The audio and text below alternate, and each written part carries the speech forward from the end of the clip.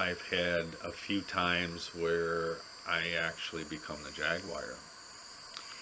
And I will be growling, snarling, and clawing the floor.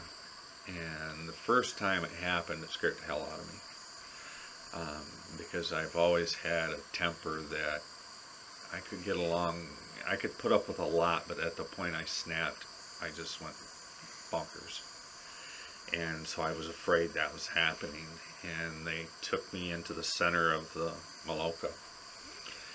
And the shaman was there singing to me, trying to heal me, and I'm growling and snarling at his face. And I'm like, I just want out of here. And finally, I just like pulled myself away from the people holding me there, because they were holding me down so I could stay there, and shot into the other area, and I was pacing just like a big cat, back and forth and back and forth, and I couldn't stop it. It didn't know what the hell's going on. And it's happened many times here in the jungle to me, probably 4 or 5 times I became the Jaguar.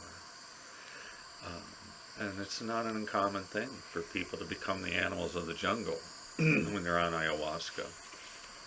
I learned a friend of mine, she was reading a book, I started talking to her about it. She's actually a psychologist.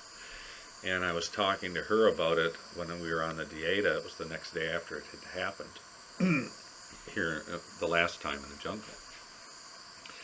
And she said, oh, wait, she says, I'm reading a book right now, and the page I was just reading tells all about the Jaguar. And it's a sign of transformation. So that made me feel a whole lot better about the whole ordeal when it happens. I mean, it kind of freaks people out next to you when you're growling and snarling and clawing the floor, but it's a sign of transformation in this culture. So it's not a bad thing. The Shipibo people say when, like, if a Jaguar comes up here to the Tambo, which it could, they're out there, you're supposed to speak to the Jaguar. You're supposed to tell him why you're in his jungle and what you come here for.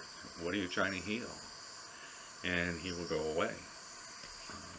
I haven't been fortunate enough to see one yet. I did set up a trail cam up the creek, so hopefully I'll get some pictures of some wildlife in there. It's so hard seeing wildlife here in the jungle because of the canopy. I mean, you can hear birds and monkeys everywhere, but you just can't see them because of the canopy. So I thought I'd share a little bit more with you. Have a good day, folks.